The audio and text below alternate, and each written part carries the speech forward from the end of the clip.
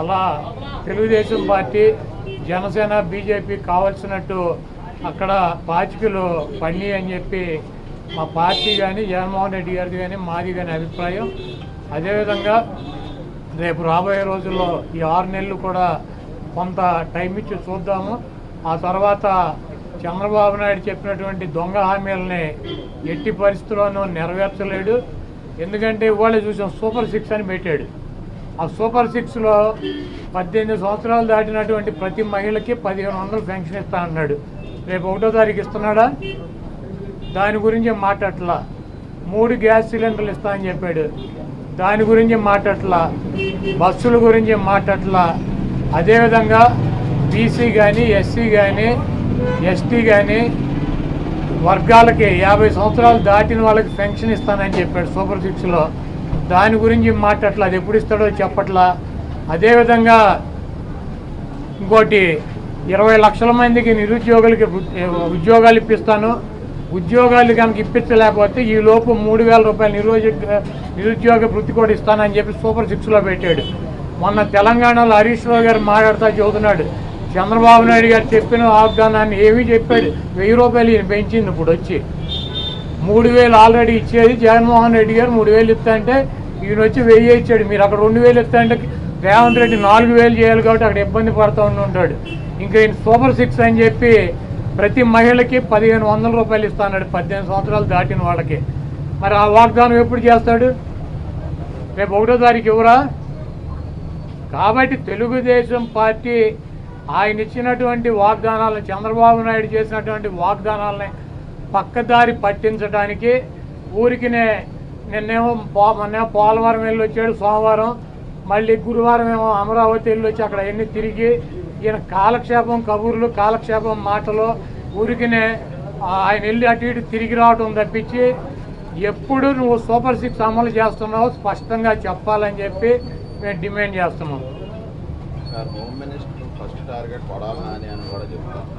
ఇప్పుడు ఇది ప్రజాస్వామ్య దేశం. ఎవరిని టార్గెట్ చేసుకున్నప్పుడు నేను పోయినంత మాత్రాన నన్ను టార్గెట్ చేస్తే వైఎస్ఆర్ కాంగ్రెస్ పార్టీ ఏం ఆగదు. జగన్మోహన్ రెడ్డి గారు ఇంటికి కూడా వీళ్ళు ఏం పీకలేరు. నన్ను కాదు జగన్మోహన్ రెడ్డి గారినే టార్గెట్ చేస్తారు. ఇక్కడ మీరున్న సెక్యూరిటీ అంతా తీసేసి గన్మెన్లను తీసేసి ఇంకా 15 రోజులు ఎలక్షన్ జరగలేదు, కమిటీ సిఫార్సులు రాలేదు.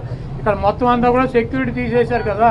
తీసేసి ఎల్లో మీడియా కెమెరాలు పట్టుకొచ్చి జగన్మోహన్ రెడ్డి గారి ఇంట్లోకి ఎట్టెళ్ళాలి, గోడ దూకి ఎట్టెళ్ళాలి, ఇవన్నీ కూడా వాళ్ళే చూపిస్తున్నారు.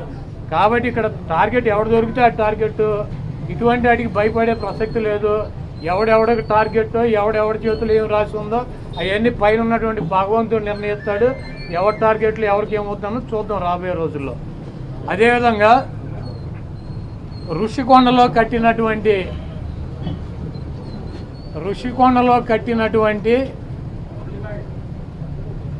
పర్యాటక కేంద్రంలో కట్టినటువంటి భవనాలనే ఈ సిగ్గు ఎగ్గు లేనటువంటి తెలుగుదేశం పార్టీ, ఈ సిగ్గు ఎగ్గు లేనటువంటి ఎల్లో మీడియా అది జగన్మోహన్ రెడ్డి గారి నివాసం అని చెప్పి చూపిస్తున్నారు 3 రోజుల నుంచి. వెళ్ళి జగన్మోహన్ రెడ్డి గారు అక్కడ నివాసం ఉన్నాడా? జగన్మోహన్ రెడ్డి గారు 2014 నుంచి 19 దాకా ప్రతిపక్ష నాయకుడిగా ఉన్నాడు. ఆయన కార్యాలయం లోటస్ పాండ్, ఇల్లు లోటస్ పాండ్. ఆయన లోటస్ పాండ్ హైదరాబాద్ నుంచే ప్రతిపక్ష నాయకుడికి ఉన్న 5 సంవత్సరాలు నడిపాడు. ముఖ్యమంత్రి అయిన తర్వాత 5 సంవత్సరాలు ఈ తాడేపల్లిలో ఉన్నటువంటి ఇల్లు క్యాంప్ ఆఫీస్ ఇక్కడి నుంచే నడిపాడు ఆయన కార్యాలయాన్ని కానీ ఇంటిని కానీ. జగన్మోహన్ రెడ్డి గారి రక్తంలో లేదు. ప్రభుత్వం కట్టించినటువంటి ఇళ్లలో ఉండటం కానీ ప్రభుత్వం కట్టించినటువంటి గెస్ట్ హౌస్లో ఉండేటువంటి కర్మ జగన్మోహన్ రెడ్డి గారికి పట్టల. జగన్మోహన్ రెడ్డి గారు వైజాగ్లో సొంత ఇల్లు కట్టుకున్నాక అక్కడ షిఫ్ట్ అవుతాడు. అంతేగాని టూరిజం ప్లేస్లో కట్టినటువంటి ఆ హౌస్లో జగన్మోహన్ రెడ్డి గారు వెళ్తాడని చెప్పి ఎవడు చెప్పాడు వీళ్ళకి వెధవులకే? అది జగన్మోహన్ రెడ్డి గారి కోసం కట్టించుకున్నటువంటి ఇల్లు అని చెప్పి రకరకాలైనటువంటి కథనాలు రాస్తున్నారు. అది ఒక అంతర్జాతీయ రాజధానిగా తీర్చిదిద్దాలన్నదే వైఎస్ఆర్ కాంగ్రెస్ పార్టీ లక్ష్యం. దాన్ని రాజధాని చేయాలన్నదే ఆ రోజు నిర్ణయించుకున్నాం. కాబట్టి అక్కడ ఇంటర్నేషనల్ సెమినార్లు జరుగుతున్నాయి. అనేక మంది ఇంటర్నేషనల్ సంబంధించినటువంటి దేశ విదేశాల నుంచి అనేక మంది పారిశ్రామికవేత్తలు వస్తున్నారు. కనీసం వాళ్ళకి సౌకర్యం ఉండటానికి అవకాశం లేనటువంటి పరిస్థితి ఉంది. కాబట్టి ఉత్తరాంధ్రలో ఉద్దానంలో దాదాపు 700 కోట్ల రూపాయలు పెట్టి హాస్పిటల్ కట్టించారు కిడ్నీ పేషెంట్ల కోసం అని చెప్పి. అదేవిధంగా విజయనగరం కావచ్చు లేదా పార్వతీపురం కావచ్చు, ఉత్తరాంధ్రలోనే 650 కోట్ల రూపాయలు పెట్టి ఒక్కొక్క మెడికల్ కాలేజీ కట్టించారు. అదేవిధంగా టూరిజం ప్లేస్లు అంతర్జాతీయ సంస్థలు కానీ వ్యక్తులు కానీ వచ్చినప్పుడు అక్కడ ఒక విధి ఉండాలని చెప్పి ఒక మంచి భవనాన్ని నిర్మిస్తే 7 బిల్డింగులు అయ్యి, ఒక బిల్డింగ్ కాదు 7 బిల్డింగుల్లో జగన్మోహన్ రెడ్డి గారు ఉండరు. 7 బిల్డింగులు కట్టారు. ఆ 7 బిల్డింగుల్లో 7 బ్లాకుల్ని చూపించేది జగన్మోహన్ రెడ్డి గారు 450 కోట్ల రూపాయలు పెట్టి ఇల్లు కట్టుకున్నారని చెప్పి ఈ దుర్మార్గమైనటువంటి ప్రచారం చేస్తున్నారు.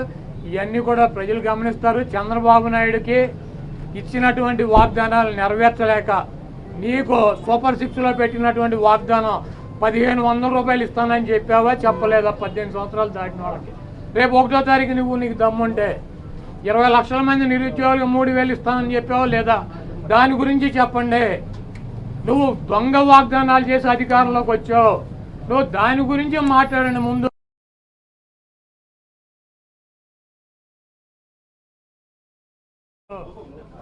వైఎస్ఆర్ కాంగ్రెస్ పార్టీ కార్యాలయంలో వైఎస్ఆర్ కాంగ్రెస్ పార్టీ అధ్యక్షులు శ్రీ జగన్మోహన్ రెడ్డి గారి ఆధ్వర్యంలో 175 నియోజకవర్గాల్లో పోటీ చేసినటువంటి అభ్యర్థులతో సమావేశం ఏర్పాటు చేయడం జరిగింది. ఈ సమావేశంలో జగన్మోహన్ రెడ్డి గారు కొన్ని నిర్ణయాలు తీసుకుని మనకి 1,33 లక్షల మంది ఓటు వేశారు. అదేవిధంగా పార్టీ కోసం గ్రామ స్థాయిలో కానీ, వార్డు స్థాయిలో కానీ, విలేజ్ స్థాయిలో కానీ నాయకులు, కార్యకర్తలు అనేక వేల మంది, లక్షల మంది పనిచేశారు. వాళ్ళందరినీ కూడా కాపాడుకోవాల్సినటువంటి బాధ్యత మనదే. మీరు తప్పకుండా నియోజకవర్గాల్లో ఒక వారం రోజులు పర్యటన చేసి దాడులు జరిగినటువంటి మన నాయకుల మీద కానీ, కార్యకర్తలను కానీ మీరు అండగా ఉండాలని, అదేవిధంగా రాబోయే రోజుల్లో నేను కూడా గాయపడినటువంటి తెలుగుదేశం పార్టీ అల్లరి మూకలు చేసినటువంటి దాడుల్లో ఇబ్బంది పడినటువంటి ప్రతి కుటుంబానికి దగ్గరికి నేను వస్తాను.